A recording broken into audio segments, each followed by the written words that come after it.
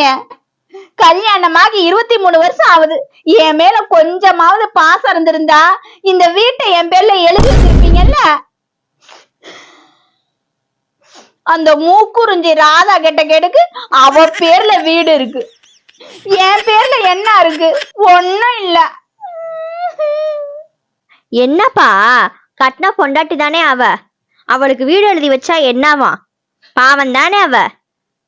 என்னம்மா இது வாடகை வீடுமா, இது போய் எப்படிமா அவ பேர்ல எழுதி வைப்ப? ஆமா, வாடகை வீட்டையே என் பேர்ல எழுதி வைக்க வக்கு இல்ல. இதுல சொந்த வீட்டை எழுதி வச்சுட்டாலும் சொந்த வீட்டை எழுதி வைக்க போறாரு. நீங்களே கேளுங்க மக்களே.